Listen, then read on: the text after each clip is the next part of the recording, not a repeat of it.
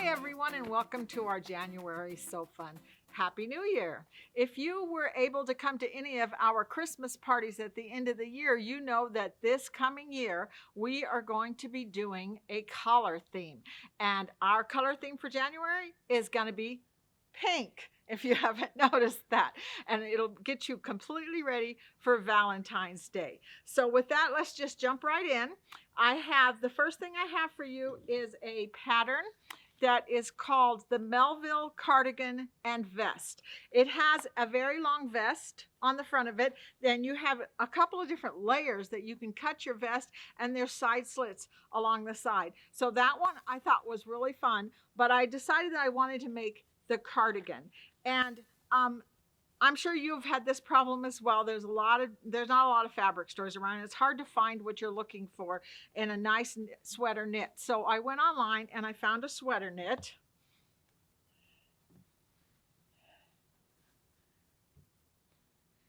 And this one is actually called a waffle knit. And when it came in the mail, it was a little bit thinner than I expected it to be. So I got a little bit worried about the fact that I wanted to put an embroidery on the front of it. So I had some scraps, and it's always a good idea if you've got an idea for an embroidery to sew it out on a scrap first. And what I ended up doing was I used a wash away sticky stabilizer in the hoop. Then I was able to stick the fabric right on the stabilizer and embroider it.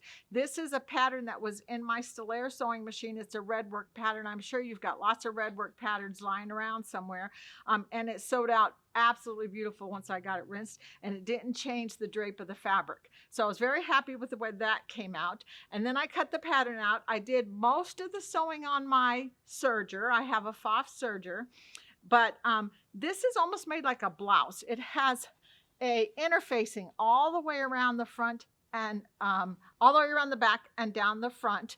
And so it was very easy to put it together and hold the stability that you wanted on the front of the sweater. It also has an interfacing and a facing on the end of the sleeves, and it has this really cute little V on the end of the sleeve that I thought was a nice little touch in it.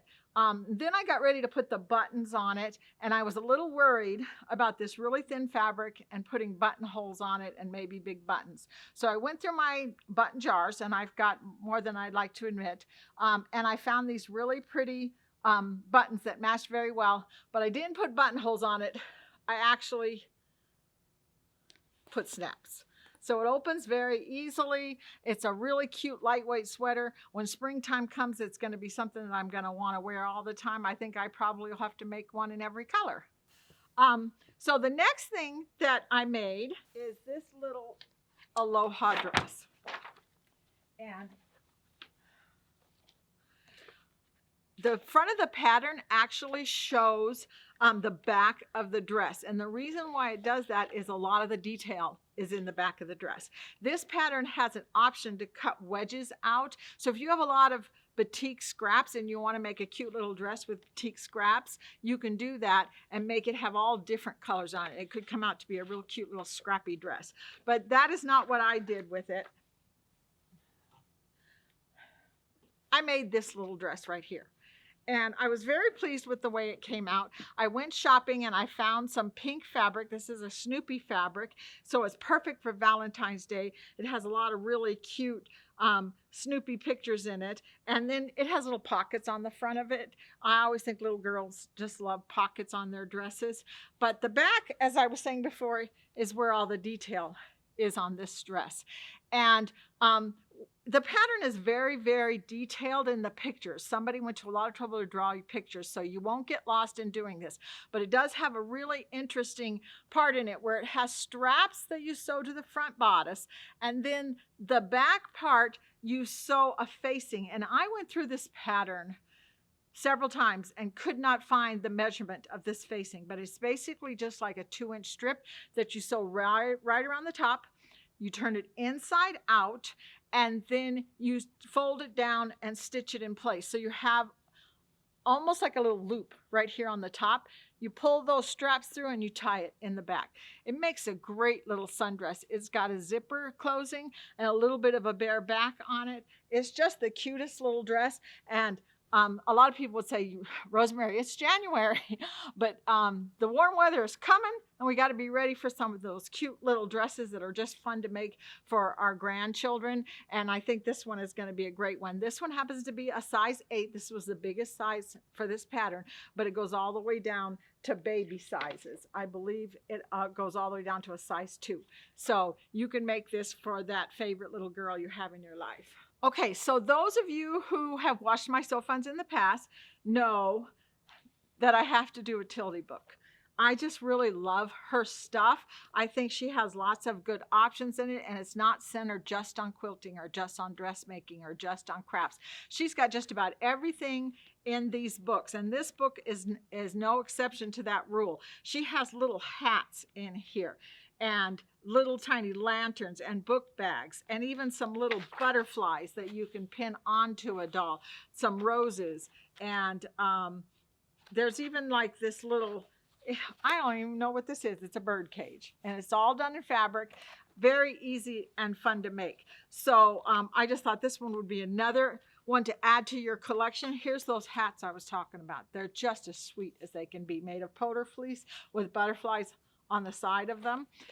But of course I had to do the stuffed animals, and she had a couple different stuffed animals in here, and one of them was a giraffe. And this is an absolute coincidence, but I went through my stash of fabrics trying to find what I was going to make it out of, and I just happened to have some flannel that had a giraffe print on it. So that kind of sealed the whole deal for me. I was going to make a giraffe with it. The one thing I did that was a little different in her pattern is she paints the eyes on there, and I use those little safety button eyes that you can pick up at just about any of the craft stores that are out there. And then the little giraffe horns and the ears are sewn on by hand. I sewed the arms in place using a ladder stitch to hold them. So they're not really mobile, but they don't really need to be. They're nice and strong, and a small child could pick them up and throw it around, and it's fine. But in the legs, I did go ahead and sew buttons. Used some really heavy duty strong thread and a long needle and pulled them through so they move up and down, and she sits really nice. And there's a couple little dress patterns in here for the dolls, so you pick the one that you think will work best for yours. But I thought that little giraffe came out really, really cute. And then, because we're on a pink theme, her elephant in her book is gray, but mine had to be pink. And when I went to the fabric store, I found this pink minky that has hearts in the fabric. So I just thought that was like the perfect solution to this little elephant. Again, I used button eyes on it, and these cute little overalls just went together really quick with great big huge pockets on the front of it. I slipped it up on top of the, I slipped it onto the elephant and then took little tucks to make it fit around the waist. You don't have to put elastic in it. You don't have to work hard on the right fitting waistband. Just put it on the little stuffed animal, stitch it in place, put the overalls all, and find some cute little buttons for it. This one also sits, so he's just as cute as he can be. And then, of course, I had to make a doll. So I made this little doll. Most of the dolls in her book have wings. They make them into little angels. I did not want to use the wings on this one. I thought she looked more like a little ballerina. The underneath part here, the dress or the bodice itself is part of the skin fabric. You sew a seam down the top, you put it together, and you stuff it. So she's got white all the way down to the bottom here, and then you just pull the skirt on and gather it up with a gathering stitch. And then what I did is I just took some ribbon and wrapped it around it and glued it in place with some Fabri-Tac.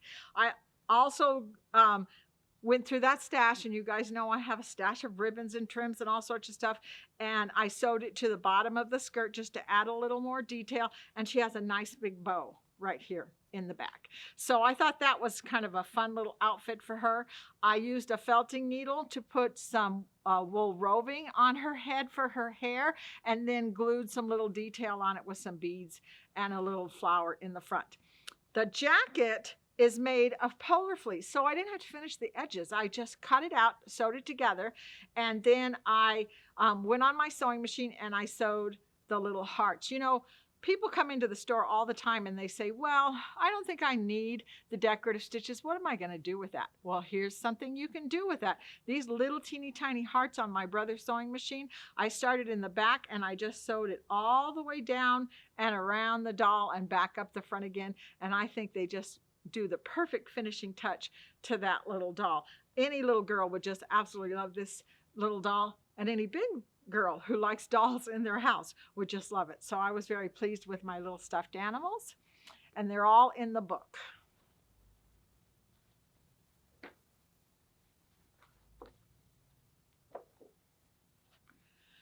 Okay, so you guys know that I'm not as experienced as some people when it comes to bags, but I'm learning, and I'm really enjoying making these bags because they're a learning experience and they're really fun. And then when you finish them, you go, wow, look at that. I made that bag all by myself. So this is called the Ultimate Travel Bag. It really wasn't that complicated. And since I was trying to think pink, I did not have any pink fabric that would make a travel bag. And to be honest with you, I really didn't want a pink travel bag. But I did have some black corduroy.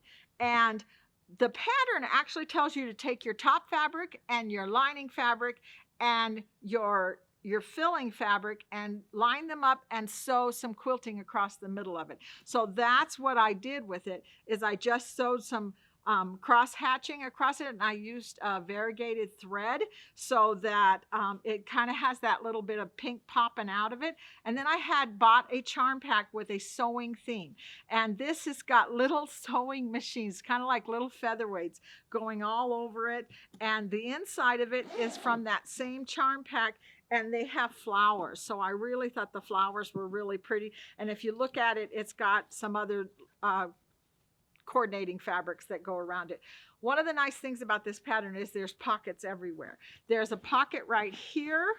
There's a zipper pocket right here. There's a pocket on this side, and there's a strap to put it on the back of your rolling bag if you're going to put it on the back of your sewing machine rolling bag, or if you're taking it to the airport, you can do that with it. There's pockets on the sides.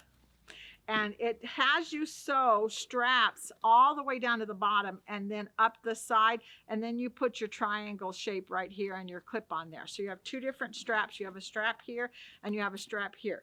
And I have to say that I've been in this business a long time, and I think that sometimes people give a Brothers sewing machine a bad rap because they say that they can't handle the thicknesses that some of the other brands can. I sew on a Brothers sewing machine, and this part had several layers. There are some parts of it where there's two pockets and a binding, and you go around that corner and you're trying to go through all of those layers, and it is not an easy thing to do. And my Brothers sewing machine worked like a champ. I was very, very happy with the results. The only part I did by hand was there is an inside lining on the inside here, and I sewed it on my sewing machine, flipped it around, and then sewed the other side of the binding by hand so that it would stay really neat. And it was kind of a nice experience, and I was very happy with the results. This bag also has some netting on the inside. There's a complete see-through pocket on one side, and there's an elastic pocket on the other side with several different parts in it. So I did bring in today, I don't know what happened to it. Hang on just a minute. Some of this mesh fabric. We have it in gray and we have it in pink to go with our pink theme. So we've got the mesh fabric and we've got the fold over elastic to go with it. We also have all the hardware, including the triangles and the clips and everything. So you can go home and make a bag just like this. It's very, very easy. And I think it's going to be something that's going to come in handy. As I said before, it's one of those things where you finish it and you go, wow, look at that. I made that.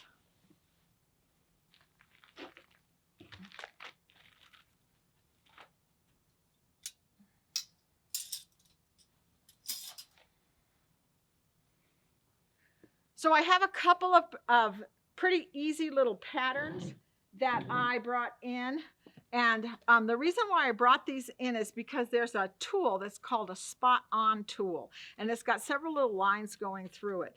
And with this tool, there's a couple of patterns. This one's called High Step and Hexies, and unfortunately, I didn't get a chance to make this. I found out I was going to be doing So Fun probably in November. And so I had to really get busy. I had just gone to the Missouri Star Quilt Company, and I bought all this fabric that I was going to make different quilts with. And then I hear, your color for the month of January is pink. So what did I have to do? I had to go shopping. I had to buy more fabric. So I went out and I got some pink fabrics to make some different kinds of projects. And thank goodness I have a really good friend who's a good seamstress, and she was willing to step in and help me with some of these projects. And one of them was this one right here that's done with this spot-on tool. It's just the prettiest little table topper with stars all over it. And this is what I got. I'm gonna see if I can. It looks like this. Isn't that the prettiest thing? This is made with fabrics that I bought last time I did So Fun, and I was going around to the other stores. They have fabrics we don't have in Arvada. So I found some really pretty fabrics in the Littleton store and some really pretty fabrics in the Aurora store. And that's what these are all from, is from fabrics that we have in the store, with the exception of the back, which is all pink hearts. And they're pink and blue hearts, which goes with the front very, very well. So I thought that was a really fun pattern. So I wanted to talk to you just a little bit about this spot-on tool. So it has really good pictures, and it will tell you to sew some rectangles together. And one of the things the directions tells you to do is to sew your seams, iron your seams open. That is very important. You need to iron these seams open and flat before you cut them, so that when you get ready to put them together, they will go together properly. So once you put all these pieces together, then the pattern will tell you which one of these lines to line up with your seam. So you lay that down flat on your seam and you cut it out. This ruler is a little slippery, and it's also very tiny, and you don't want your fingers to start to hurt as you're holding it down. So if you can use one of those different sprays or sticky dots or something on it, you'll find that this is going to be so much easier for you. But once you cut out each one of the shapes, you'll end up with something that looks like this. And then you sew those together, and then you end up with something that looks like this. So it's fast and easy and fun, and it just goes together really, really fast. And I think you'll really have a lot of fun doing it. And you can use all the scraps that you got in your scrap bin and make a really interesting table topper. So one of the other patterns that we have that's for this spot-on tool is this one here. And it's just like a pinwheel of color. And I had some pink fabric that had donuts on it. So I thought that would be really cute to put on the table, maybe during the summertime or during springtime. I used some of the scraps of the solid fabrics that I have bought at Rocky Mountain Sewing and Vacuum, and just made this very colorful little table runner. It's a great learning experience if you're a brand new sewer and you want to make something really fun and say, wow, look at me, I'm a quilter. This is an easy one to put together. I put some more of those donuts and coffee cups on the back. So that was a really cute pattern that was fast and easy project.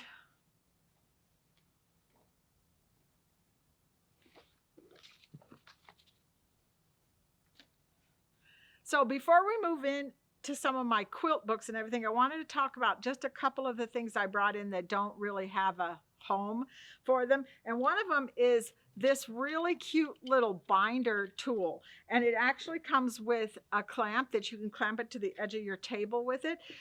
I don't know about you, but I cut long strips, especially if I know I'm going to use this for binding, usually 2 1/4 long. And then I sew them together, and then I have this great big huge long piece that lays on the floor. So you can put it into this little slot right here, and then you can roll it all up, and you can set it on the edge of your table and pull it off. Now, one of the things they tell you in the directions is to put it on your ironing board and pull it off and press it in half as you go. I don't do that. I just fold it in half as I go. I zip around the edge of my quilt, and then I cut it off and I finish it. And then I fold it over and do the rest of the binding by hand. But this would be a great place to keep all those long pieces of binding so they're not laying on the floor for your cat to get a hold of. And I thought it was pink, so I thought it was really cute.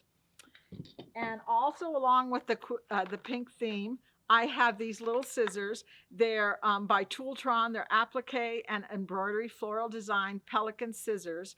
And they're pink, and they're not solid pink. They've got pink little flowers on them. So they're really cute. I have a real bad addiction on scissors. I like to buy scissors. So I not only have one by each of my sewing machines, and I'm by my ironing board and by my cutting table, but just in all the different knitting bags and stuff that I have around. But I just think they're just really fun, and I like to collect scissors. So this one is a great one.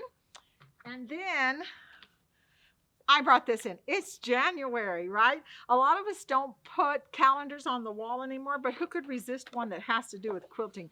I see this cartoon all the time on Facebook, and I always have to like it. Everything has to do with the wife and her husband, and she's explaining to him why we're crazy about our quilts. So it's really cute, and it has the whole 2023, so you can get it in January. So fun, and be ready for the whole year for your calendars. Okay, so the first book on quilting that I have for you is this one. This is a Fabric Cafe book, 3-yard quilts. You know, we've used these before, and so fun. All of her books are really fun, easy. You only need 3 yards. But I'll tell you, one of the things I like the most about these books is almost every single one of the quilts that are in it have a big square in the middle of it. And anytime that you have bought an embroidery design pack and you say, those are really cute, I don't know what I'm going to do with them, but I want to embroider them out, these 3-yard quilts is like the perfect thing to do that with. And the one that I wanted to do, that I chose, was this one, because it has nice big squares in the center and little tiny squares around the outside. So if you're a beginner and you have not made any quilts at all, or just made a couple of quilts, this is a good one. You're not going to have to do any half square triangles. It's just fast little strips. She gives you really good directions on how to sew a strip to a strip and then cut that and then put it together. So it's a fast and easy quilt. So what I wanted to do was this little embroidery design pack. So a few months ago, I think it was maybe in September or maybe even August, Lisa did the Wonky houses for Halloween. And so I thought it would be really fun to continue with those patterns. They actually have several of them. So this is the Wonky houses for spring, and it actually says on it the joy that spring can bring. And they're just fun little houses. The one thing I did struggle with a little bit is the pattern almost takes for granted that you have a cutting machine, because it's going to sew all the different applique shapes at one time, and then it starts to do the detail. So that threw me at first. I actually do own a scan and cut, but I was not planning on using the scan and cut to cut out these shapes. So what I did was I just simply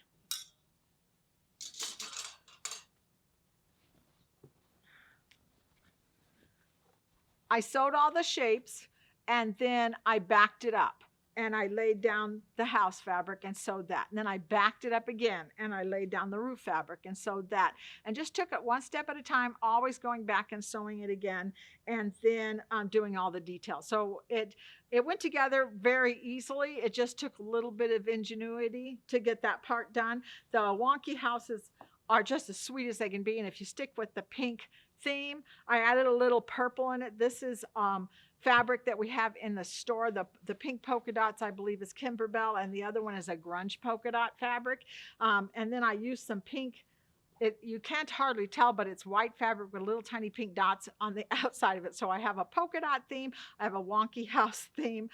It went together really good and easy. Now, I have a confession to make to you.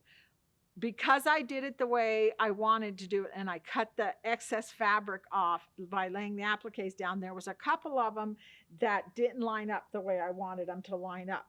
But you know what? You can take some Fabri-Tac, which works fabulous. Once you glue it, it is there permanently, and you can glue trim on there. So I have some trim glued on here, and I have some trim, I have to look for it, on this one. So this one here, let me fold it and hold it up, has got some little lace trim on it. And actually, I think it added to it. And after I did it, I started thinking, you know, wouldn't it be fun to maybe sew some buttons on it? There's these cute little trees that are literal circles. What if you sewed buttons on those? Wouldn't that make a fun little quilt? It just opens a wide variety of different things you can do for it. It's not a very big quilt. It's perfect for one of my great granddaughters. My daughter will end up with it at her house to keep for when her grandchildren come over to visit. It's just really cute, and I hope you give it a try because it was really fun to make. Okay, so the next quilt that I have for you today is this purple one. And no, it is not according to the pink theme, even though there is some pink in it. So it does go with my theme. As I said before, I went to Missouri Star Quilt Company in Hamilton, Missouri, and I had a ball. I bought a whole lot of fabric, and this is one of the fabrics that called out to me because I have a daughter who just loves the Gothic haunted house kind of look. And for those of you who think this is Halloween, for some people Halloween is 12 months a year, and my daughter is one of those. She just loves the whole idea of the ghosts and the Gothic kind of look in here. If you look at it really closely, there are some bats that have a lace kind of design in the bats. The big square in the center is almost like a Victorian ghost party. And again, I like the Fabric Cafe pattern because it had big squares in it. So I was able to cut big pieces out of these pictures and get them in the quilt. And then I love the way the little squares went down through the middle of it. So I cut, and the different fabrics I bought, there's one here that's got old candelabras and roses in it that goes down here. And then there's the ghost bats. And then around the outside, there's spiders. And this one has even got crows and skulls and haunted houses in it. So it's a very Gothic looking quilt. My daughter's going to absolutely love it, but it was really fun to make. And if you have those fabrics that you want to do fussy cutting with and cut great big pieces of it, this pattern would work great for you. When I got it all together and finished, I decided to go ahead with the whole scary haunted house kind of look. And I went into my design center on my Stellaire, and I drew a spider web. It was not hard at all to draw a spider web, and I did the quilting in spider webs. So if you look at it, you'll see that the whole back of it is all spider webs, and it just came out to be a really fun quilt. So as I said before, I didn't really have a lot of pink fabrics. And when I heard that my color theme was pink, I actually felt like, oh, well, I guess I got to go shopping. So I went down to Joann's and I just bought pink fabric. I ended up with probably 10 different 1-yard pieces of pink fabric. And I have this book that is called Red and White Quilts 2. And it's kind of like the whole idea is you don't have to make a red and white quilt. You could make a blue and white quilt, you could make a green and white quilt, or you could make a pink and white quilt. After I got the fabrics at home and laid them all out, I realized I had some kitty cat fabrics. And this white also has little kitty cat faces with some hearts in it. So I decided that I was going to do the Missouri Star, or some people call it a Lone Star, for the center of it, in just the kitty cat fabrics. I've made this quilt design before, and usually you cut these corners in triangles and sew the triangles together. Well, this one's got this little star right here in the center, so you couldn't do that. You had to make this square and then fit it in here. So that was a challenge for me, but I think I pulled it off pretty well. After I got it sewed together, I used some best press and I starched it flat, and it laid really nice, and I was very pleased with the way it came out. Then after you make that centerpiece, you have this part right here. This is done with long strips, and I had all the different kinds of pink fabric, so I had some fun with it, cutting strips and sewing them together. You turn it at a 45-degree angle and cut those strips apart, and then add triangles in the corners. So that took a little bit of time to put all those little triangles together and line it up and then cut it off so it made the exact right strip that I wanted. But I really like the results. I like the way the one in the picture in the book looks. It has kind of like an antique-y look to it, which was really beautiful. And this one is more like a young girl's pink and white quilt, and I have a 17-year-old granddaughter who will absolutely love it. Then after you finish this part, then you come down to these little stars that are in the corner that are done in 4 parts, and they're just flying geese squares that you sew them together. So I went ahead and I made all these stars. Now, I don't know whether it's because I'm not a great quilter or because the pattern just made me crazy, but all those little pieces, when I went to put them together, they just would not make a 6.5-inch square, no matter what I did, no matter how much I pressed it. So I evened it up to a 6-inch square, and then I put little strips in between each one, and I actually like it that way because it separates these stars out a little bit, and I think it made a really nice border around the big star. So according to the pattern, the next step is to add another one of these. And by then I was done with that. I didn't want to do it anymore. And I think my comment on that is whenever you buy a book and you look through it and you say, I like this quilt, there's nobody standing over you from the quilt police that's going to say you have to do it just like that pattern is. You use this for inspiration and you go from there. And you use up what fabric you've got and you'll end up with a masterpiece. So I used all my scraps. I dug through things. I pulled out different pink squares and I did 3-inch squares all the way around for a border, and then I added another white border on the outside of it, and it came out to be a nice big quilt. I think this is my masterpiece of this So Fun. I really like the way it came out. I used a grunge pink on the back so it's nice and bright. I put it on the Amara at work and used the Pro Stitcher. So the quilting on this are stars, and some of the stars look just like these stars. So I think that went together very nice, and it was just a really fun project to do to get into that lightweight. I actually remember saying, who wants a pink quilt? And my granddaughter was like, me. So I know exactly where this is going when it's all finished. Then when I finished that, I wanted to have another project from the same book. So I went through the book and I found this one right here. This is a really, really basic little quilt. If you're a beginner and you're just learning to quilt, this is really the one that you want to do because it's all half square triangles and you'll have a lot of fun making it. And I had this charm pack that we brought in for So Fun. It's called Sincerely Yours. It's not all what you would call Valentine's Day fabric, but there's a lot of pink hearts in it, and there's some polka dots and there's some flowers. It's a really cute charm pack, but it is a charm pack. So we have 5-inch squares, and this quilt has the pattern direction said 3-inch squares. I wasn't going to waste fabric. So I thought to myself, since they're just half square triangles, no one is going to care if I make them bigger. So I looked through our fabric we had in the store. We had this little houndstooth off-white color that I thought was perfect for what I was doing.